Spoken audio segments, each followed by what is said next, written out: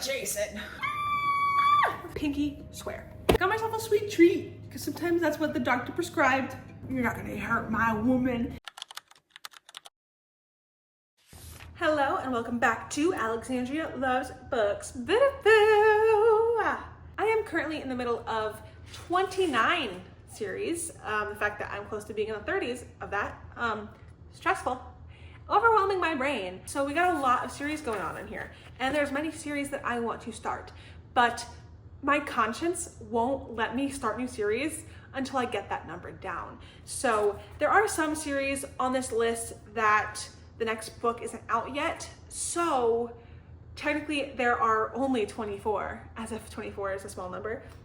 I'm only technically in the middle of 24 series that I can continue. Honestly, I would really like to get that number to be under 20 before starting new series. There's so many new series I want to start. So I thought, what is the way that I can work through some of these series and quickly? And then it hit me. 24-hour readathon! Two worlds collide. The classic OG 24-hour readathon, and then a popular video as of late, finishing series I'm in the middle of, Become One. Let's start this. Let's start the 24 hours and read as many series as we can. Also, side note, I'm not doing this in 24 hours straight. I can't do that to myself right now. I'm gonna split it up into 2 days, 12 hours each. So let's go to day one, baby. Good morning. Time for a 24-hour readathon. Don't mind my mighty pimple patch. We have an unwelcome visitor joining us today. I'm already about 49% through the Happy Ever After playlist by Abby Jimenez, the second book in like the Friend Zone trilogy. I'm really enjoying it. So I'm about 200 pages in, have less than 200 pages to go. So I think I'm gonna start this readathon just in bed, reading, hopefully, and finishing this book for the next few hours. On your mark, get set, go!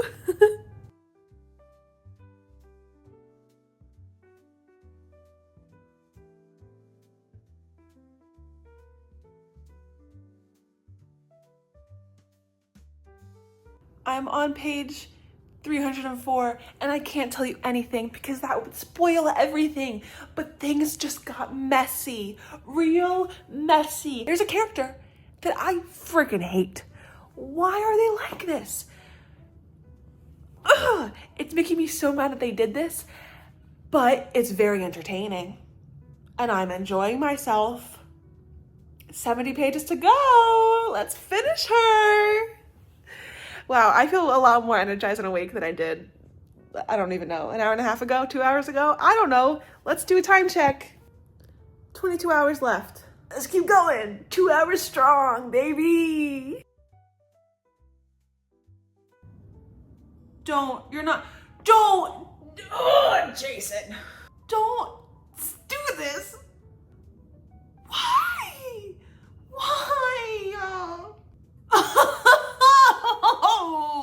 You know, fictional men are great. And he is great. He is. But they can be so stupid. Just like real men. He's doing something that I can't tell you, but it just seems so unrealistic. A performer would not be doing this. If you read the book, page 358, what he's doing on this page, you would not catch any artist doing this, or at least not to the extent and detail that he's doing it. She was every love song I've never been good enough to write. Oh my gosh, oh my gosh, oh my gosh. Oh my gosh, this feels like a movie. Shut the front door. I love a good callback.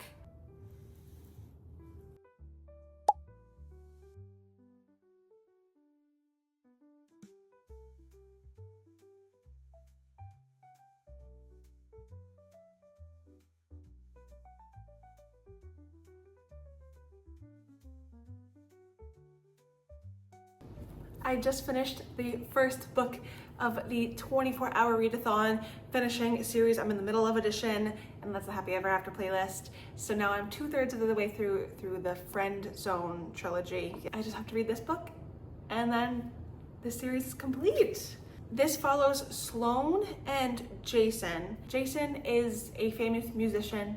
He's working on his career. Sloan is going through a really hard time emotionally. And it does say why in the back of the book, but it also kind of spoils the friend zone a bit. So I'm not gonna say like what it is. But then this dog, she's like driving, and this dog runs on the road and then jumps in through her sunroof and just like claims her.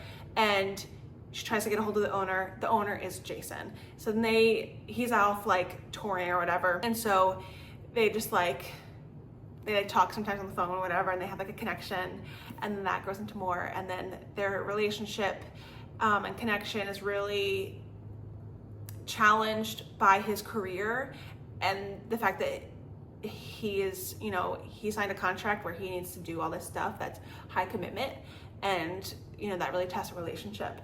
Abby Jimenez writes amazing books. They always are so like emotionally hitting. They're so complex in the plot that I really enjoy it. I don't like it when it's, like, books are character driven. I like when there is like a plot that's really like pushing something forward, or like creating a really important conflict where you're like, how are they gonna figure this out? Because truly, like halfway through this book, I genuinely did not know how things were gonna resolve themselves. I truly didn't see a way for them to make it work. But it's a romance, so happy endings. I loved Sloan and Jason together. Jason is an amazing book boyfriend. Oh my goodness, the acts of service that he's truly embodying. If he wanted to, he would. He does. He's so intentional and detailed and thoughtful and caring and loving, and I love this man. And I'm very happy that Sloan has this man after her life experiences and the growth that she had to do, and I'm really happy for her. So I did rate this a 4.5 stars. It's gonna give me the 5-star feeling, but a 4 just felt too low for it. So I'm gonna say 4.5. Now I am in the middle of so many series right now, so we have so many options to choose from next. I could pick any of these books that would continue and finish a series that I'm in the middle of. We have all different genres. Look at all of those. We got mysteries, we got fantasy, we got romance. However, I really want to focus on my May TBR, and we have 2 books that both finished series. So I'm gonna prioritize those 2. I really want to finish a monthly TBR. I haven't done that yet this year. And then once I read these 2, I'll just have rom-commers, which is not a part of the series, so that won't be in this video, but then I can just read that on my own after I finish this readathon. I'm thinking we finish the Rebel Blue Ranch series.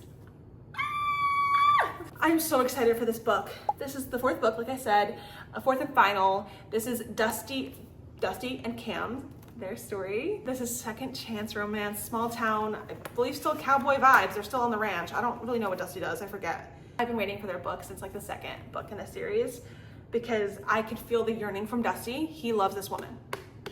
I believe, I haven't read it, I don't know what she's thinking, but I believe she loves him too.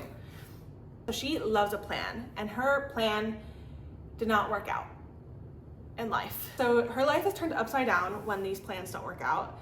She doesn't even have a place to live until she finds out the house she's loved since high school is available to rent. There's only one problem, the neighbor. Dusty spent all of his adult life running, but ever since he returned home last year, the girl who was his first everything has become a woman seemingly determined to keep him at arm's length.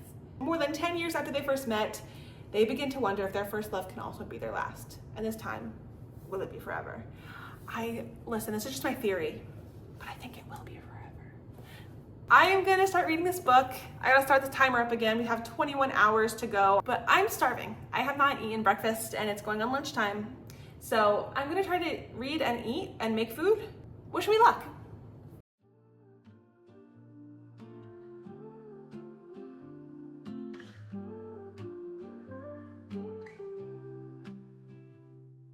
Sunset whispers in the breeze, memories hold me tight, fading shadows of you and me. Chapter 3, and we're getting a flashback 15 years ago. I'm gonna learn what happened between them. I don't know why, but I'm so excited. Like, I get soulmate vibes from them, and I've only seen glimpses of them together, so I can't wait to learn about like them in high school when they fell in love. And I want to know why they broke up.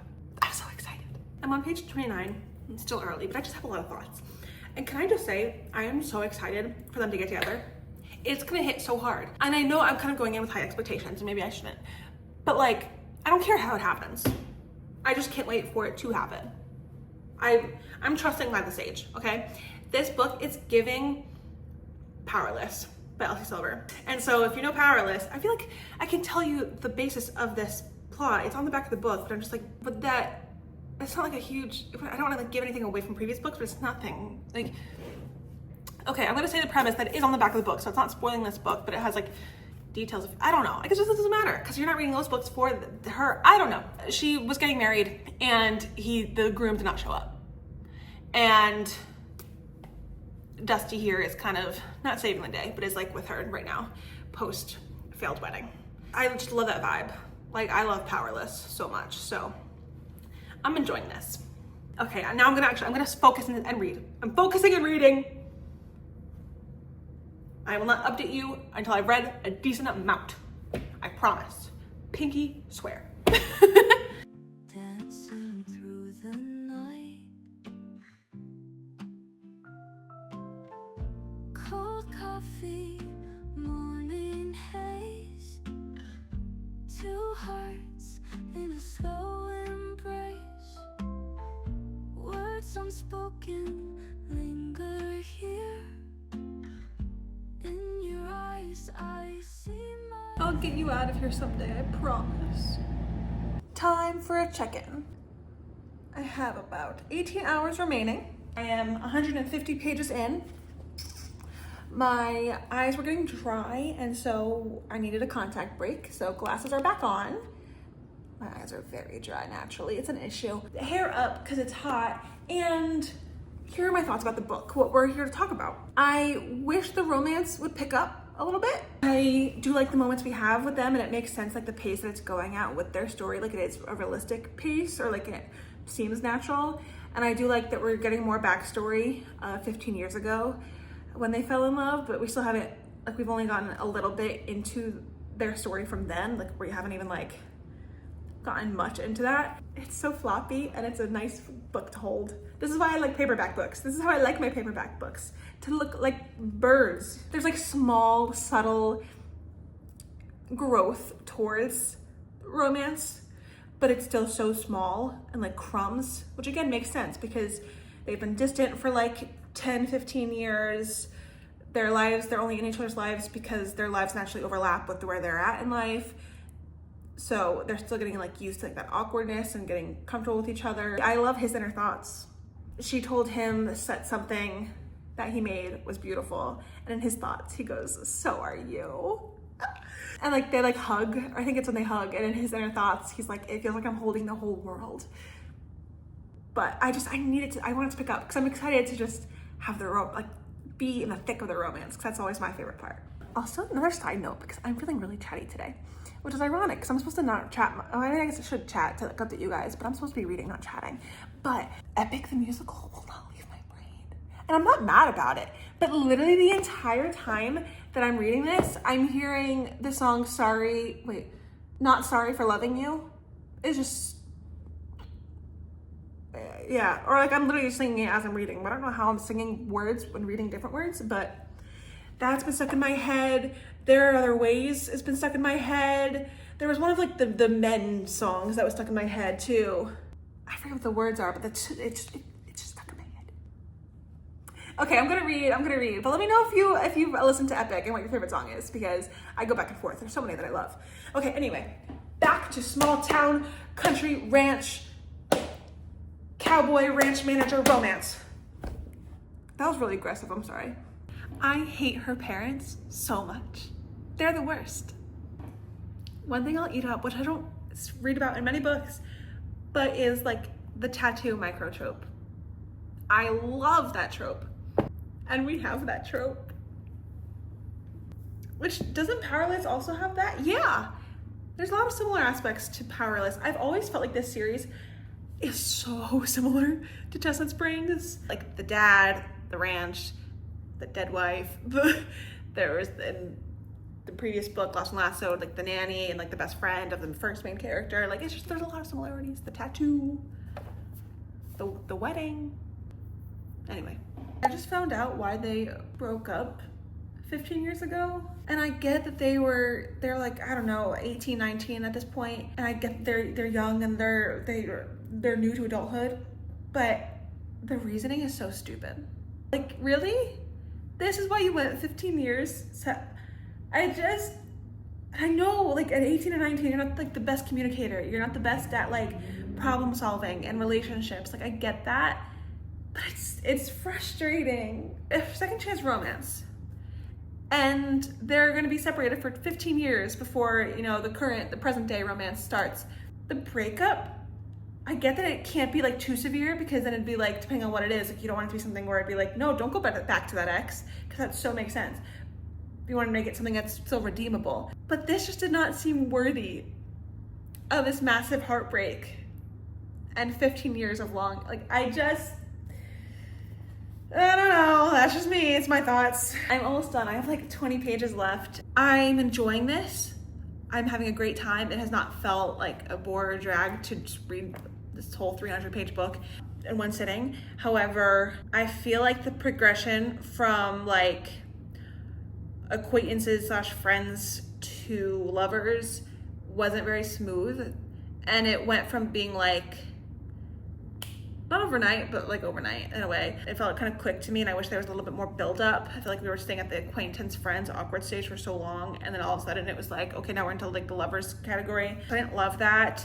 I love when second chance romances, or even like not second chance, but like with third act breakups, I know people hate them. If they're done right, I love them, because I love feeling that emotional like pain of being like, these two people are soulmates and meant to be together, and they can't be because of X, Y, and Z, and like the pain of them not being together. I love that. And when they come together, it just does it for me. I'm not getting that so much with them. Literally, when I got like the snippets of them in the previous books, I was like, oh my gosh, soulmates, this is gonna hit so hard. It's not hitting that hard. Now that I'm actually reading like in their point of views, I don't like them that much. Like, I don't dislike them, there's nothing like bad about them, but I'm not obsessed with them like as individuals, and then also with their love story and together. But I still am rooting for them. I like them together. I just think she needs to get out of her own way. That's a big pet peeve of mine. If you know, you know. But it's stupid. Like when you just can't be, like you can't reflect or like think on things fully, and then just self-sabotage or get in your own way. Kisses on our lips, fading footprints on the shore. Once love symphony, now quiet, I can't hold you anymore. Silence echoes in the room. Your scent lingers on the... Okay, I'm gonna make this quick because I'm awkward with filming in public. I'm taking a little bit of a break to go on a long walk because I am like halfway through 75 hard, my version. I make some slight adjustments for what I want, and I'm not gonna have time to do like 2 workouts with doing the 24-hour readathon. So I'm gonna just go on a long walk and count that as 2 workouts and call it a day. And then this is also great because it gets my body moving after sitting and reading for so long, and get some fresh air, some vitamin D, get refreshed so that I can go back and get to reading for another 2.5 hours. Bye. Sorry if you can hear my dishwasher. I realized I like just turned it on, and then I was like, oh wait, I was about to film an update. Sorry, but I still want to film it now because this is the last natural light we'll have for the day. The sun is setting. She's saying good night, but we're not, because we're still reading for 2.5 more hours. Let's briefly talk about my final thoughts on Wild and Wrangled. I am so excited that I have this series finished. I rated this like a 3.25 stars. I don't remember all of my ratings for the other ones, but this definitely wasn't my favorite. I'd say the order of my favorites would go Lost and Lassoed, Done and Dusted, Wild and Wrangled, Swift and Saddled. I just struggled to feel connected to Dusty and Cam in this one. I felt more connected to them in the previous books when we got like snippets of them.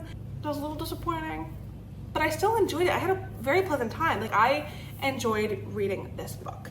I love these characters. I'm really sad that I'm not gonna get to read them for the first time again. I love them. I love the Fab family. I just love the group and the love that the writers and their spouses and friends all like have together. And there's a bonus chapter with Emmy and Luke's wedding. And it was so beautiful. And I was just so happy and so in love vicariously through fake people, through ink on paper. Oh, and another thing, sorry. I'm currently in my closet changing into comfy clothes. And I had the thought too, I feel like the conflict, I don't want to say it was weak, but it wasn't that strong. And I also wish the plot point, the subplot of like her relationship with her parents, I wish that kind of had a more fulfilled finish, whether it was good or bad, like in what happens to their relationship. I wish it was a little bit more solid. I was expecting there to be at least another scene having to do with her and her parents, but there wasn't. Anyway, thought I'd share. Sorry, the lighting is really bad in my closet, unless I film like this, but this is not cute. You just see like my dirty clothes and this. Okay, I'm gonna go eat and read. Now, the other book on my TBR, on my May TBR, that is in a series and would complete a series is Scythe and Sparrow, the third book in the Ruinous Love trilogy. I think this is very full circle that I'm actually reading this in a 24-hour readathon because I read both Butcher and Blackbird and Leather and Lark in 24-hour readathon, so it's like kind of cool that I'm reading all three in these types of videos. This follows, I don't know how to say his name. I need to Google that before I start reading. Fionn. But Fionn and Rose, who we've met in the previous books, he is the third Kane brother, and he is a doctor, and he runs to a small town in Nebraska. And Rose is a motorcycle performer that spent a decade on the road with a circus. Fun. And then, oh, if you don't know, these are all dark rom-coms. So these books are all about serial killers. I'm assuming I can say that on YouTube. And so Rose, Miss Circus Performer, is also a serial killer. A spicy kill goes awry and she ends up with a broken leg and she's stuck in Nebraska at the home of the adorably nerdy town doctor.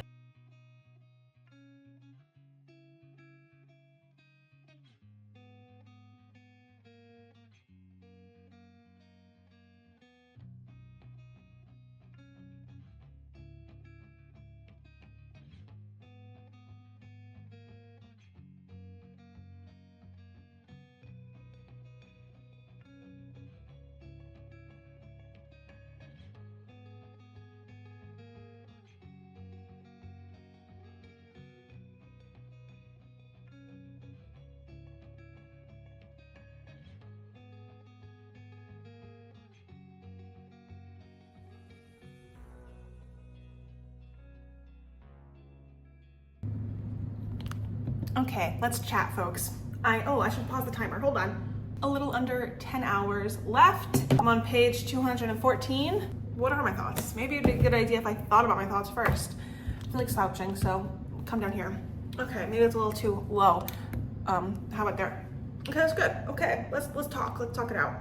This book starts off squirmish for me. I feel like there's not as much goriness as the other books. I don't know how I feel about this book, to be honest. The plot kind of is happening simultaneously with the other two books. So my brain hasn't fully like grasped or like remembered all the details from the first two books. So I'm a little like confused once like the other characters and then like meet up for those like scenes that we saw in those books. I'm not fully remembering them. Once we get to this, I'm like, wait, where are the other characters at? Okay. So it's a little confusing. I don't like love Fionn or Rose. I'm just kind of like, okay. I'm a step above indifferent, which isn't bad. That's overall a net positive, but it's still a low net positive. It is humorous, and I do like Rose's personality. She is very funny, but I just like don't feel connected to them. I wish I knew deeper about each of them. Fionn in his inner dialogue has opened up a little bit, so like I understand him a little bit more than I understand Rose, but I don't know these characters that well. I also don't know where the plot's going now. But there's this one guy that I'm like, I'm ready for them to take now. I think Bryn Weaver heard what I had to say to you guys because it's been 10 pages and now I'm finally learning more about Rose. and she's opening up. So thanks, Bryn, for listening. It's only been a few pages since I last updated you, but I just feel so disconnected from like the book, and I felt so indifferent, and I realized like I'm in a bad mood. I am not feeling mentally my best today, and I don't know why, and I'm a little like, it's just one of those days. And so I've decided, screw that. I am just gonna sit here. I got myself a sweet treat, because sometimes that's what the doctor prescribed. Dr. McSpicy. If you know, you know. I'm just gonna read this silly, stupid little book. Not stupid, I don't mean it like stupid, but just like, you know, I meant stupid in the same vibe as like, oh, it's just a silly little book. I don't mean that as an insult. Like, I'm just gonna enjoy this fun, good time. And it's not gonna be a 5-star for sure, but I'm just gonna enjoy myself. And so now I feel like because I turned around my mindset, it's gonna be a great day. And I'm gonna have so much fun with this book. And if it took ice cream before noon to fix that, and to change that, and to do that for me, then so be it. Okay, now I'm gonna actually read it a ton before I update you. I need to focus. The timing of this is really weird.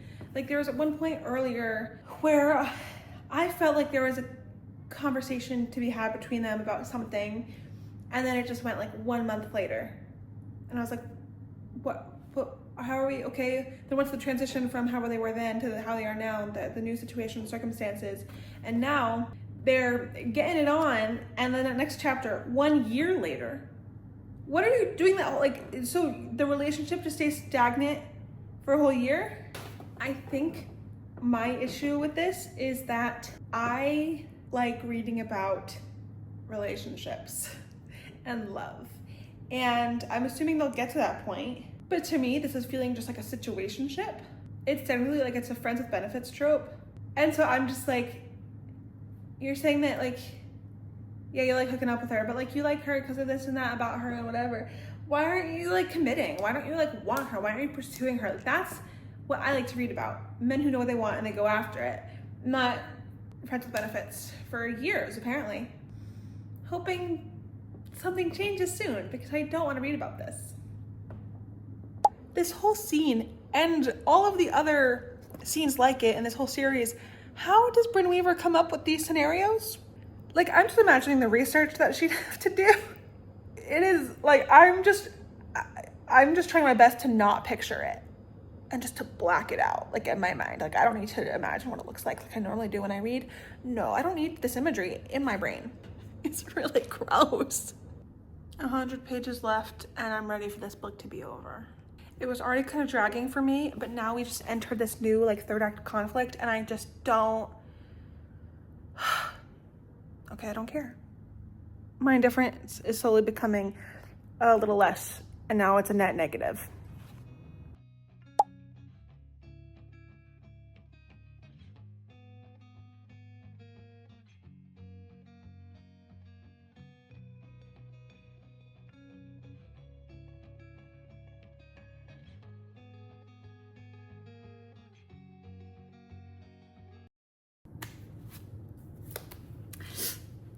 Hey guys!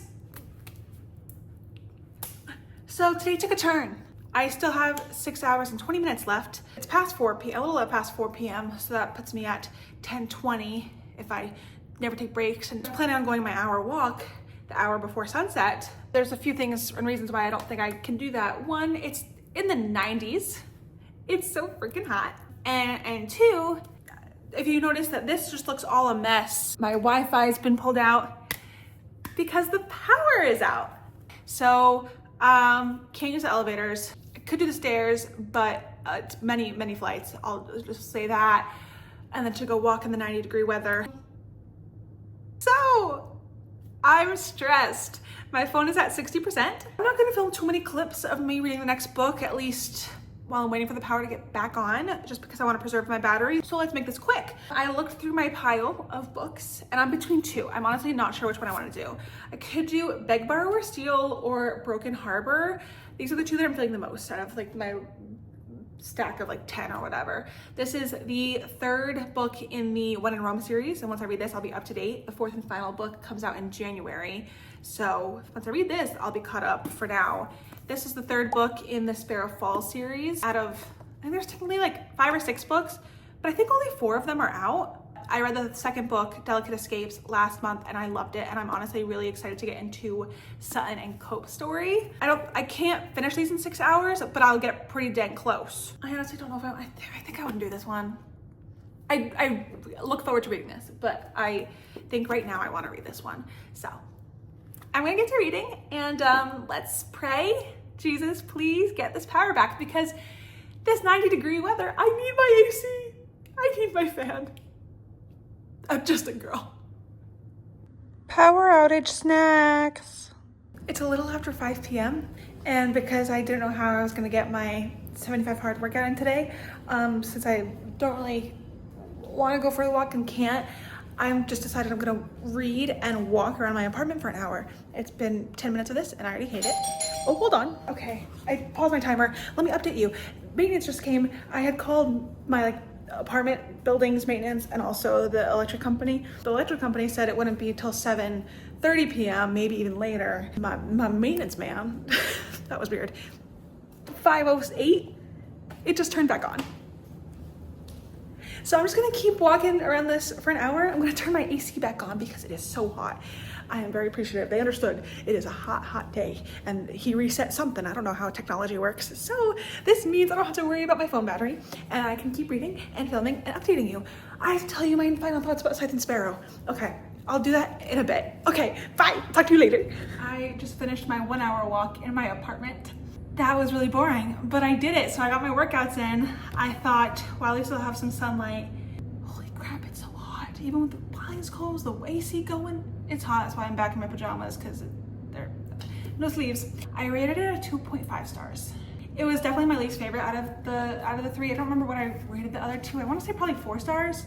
I think my favorite is Butcher Blackbird, Leather and Lark, and then this one. I didn't enjoy the plot. It was a little boring, and then I'm not a huge fan of Friends with Benefits, but how this played out, I was like, this is just a freaking situationship.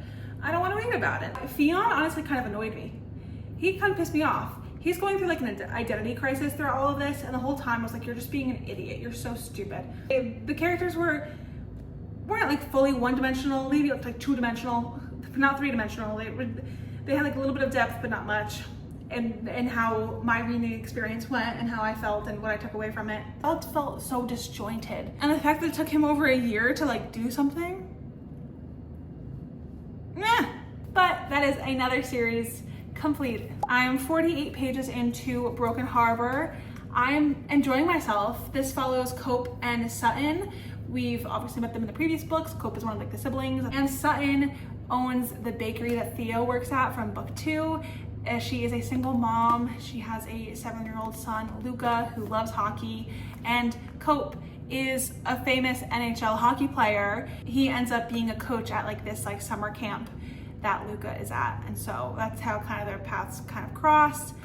We've learned a little bit about Sutton's past, and I'm like, oh girl, I'm so excited for you to get the justice and freedom and to get that sorted. I'm excited for Cope to get protective. That's kind of like the formula with these books. She has this dark past, and I mean, sometimes the guys do too, it depends. And then her dark past is coming to like haunt her or fight her or get her or whatever. And then the guy's like, you're not gonna hurt my woman. And I eat it up every time. It went from Meg Gray to like one random just summer heat. Okay, I'll talk to you later. I keep ending these clips as if I'm on the phone with you. Like, okay, bye, talk to you later. I'll see you soon. 4.5 hours remaining. We're getting to the part now where, you know, he's learning more about what she's dealing with and everything, all the weight that's on her shoulders. And he's coming through. And I love it. I love Catherine Cowell's men. I love how they protect and care for their women. That's what I like to see. Also, I adore his nickname for her and like the reasoning. His nickname for her is Warrior. And he like calls her that like their first meeting because he can see that like she fights her battles. Like she's taking on the world. She's literally carrying the weight of the world on her shoulders pretty much. And she's a strong, badass woman. This is on the back of the book, so it's not like a spoiler, but we just got to the part where he's now having them live with him. because of things that are going on in her life. And I was so excited for the forced proximity. That's what it's called. I know what I'm talking about. Not close proximity, forced proximity, even though it's a choice. Is it forced? You know what I mean. I want the best for her, and I feel so deeply and badly for her, how stretched thin she is in her life and how hard she's fighting for her and her son.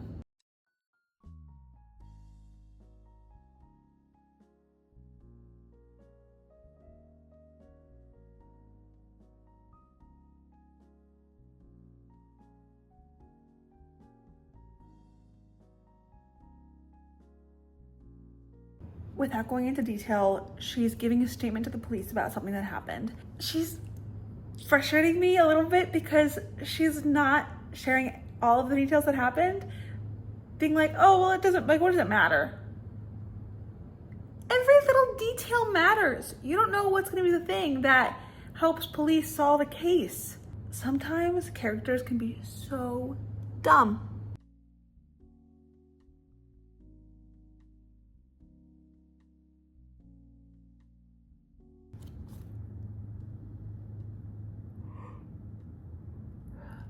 I'm ready for bed.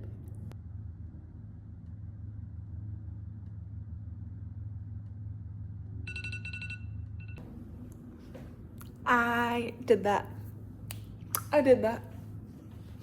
It's 11:48 p.m. and I did that. It is going on midnight, but I have 30 pages left and the timer went off during like an intense scene that I need to know what happens. Do I stay up like 30 more minutes to finish reading? I might. Congratulations, you have made it to the end of this video along with me. You made it through those 24 hours in, I don't know how long the video will be, in a shorter amount of time. Well, here is our recap, baby. We got through 4 books, technically. I already was like 200 pages into the Happy Ever After playlist, but I finished this day 1 and I love this book. I adore it. Later on in day 1, I read Wild and Wrangled by Lila Sage, which means that I finished the Rebel Blue Ranch series. So that is the series checked off from my 24/29 series I'm in the middle of. Oh, what did I rate? I rated this a 4.5. Wild and Wrangled was a 3.25. And then day 1, I started Scythe and Sparrow, the 3rd and final book in the Ruinous Love trilogy. And I finished this on day 2. It was kind of hard to get through and I rated it a 2.5 stars. It was kind of a miss for me, but I'm happy that I read it and finished another series. And then on day 2, I started Broken Harbor, the 3rd book in the Sparrow Fall series out of 6, but I think only 4 of them are out, or at least the first 4 are out in like this publishing or this edition or something. I don't know. I haven't seen the other 2 out and about, so I think they're gonna be released later this year, at least in like these covers. I got through most of this book. I had, I think, 30 pages left when the timer went off at like 11:48 p.m. I was exhausted, but I was like, I need to finish it because I was in the middle of like the most intense scene of the entire book. And I was like, I need to keep reading. I can't like go to sleep now and then finish it in the morning. That's stupid. I can't do that. So I finished it at like 12:24 a.m. this morning. I rated it a 4.25. I love these characters. I love the stories that Catherine Cowles writes. She's growing to be one of my favorite authors. I only read 3 books by her, so she's not like up there for sure, but she's growing and climbing that list for me for sure. I love this series. It's becoming one of my favorite series. So I already put the 4th book on my TBR cart, and this one's green, and I'm really excited to get to this hopefully next month. I technically didn't finish this in the readathon, but I'm counting because it's only 30 pages that I read outside of the 24-hour timer, which means that I finished 4 books in 24 hours, which is wild. And we finished 2 series. Now we're 2/3 of the way through with this one, and we are halfway with this one. But technically, because the other 2 aren't out yet, I am 75% through the series. And once I read that one, I'm caught up. And that means I'm in the middle of 22 series. But hey, if I have a lot of books or series that I only have 1 book left in, so I think I would like to try to read another 1 or 2 of those this month so I can get this list down to under 20, and then I can start more series guilt-free. Well, there still will be some guilt because 20 is still a lot, and technically I'm in the middle of 29 and not 22. We're not gonna think about that. Thank you for joining me on this 24-hour readathon. I feel like it was kind of crazy. A lot was going on. The power going out. I was so freaking hot. It's really hot here in LA all of a sudden. I've been in a very chatty mood, so I'm gonna let you go. I'm gonna let you have your day back. Thanks for joining. I'm so happy to have you here. I love you all so much. Let me know what you're reading, and I will see you in the next video. Happy reading!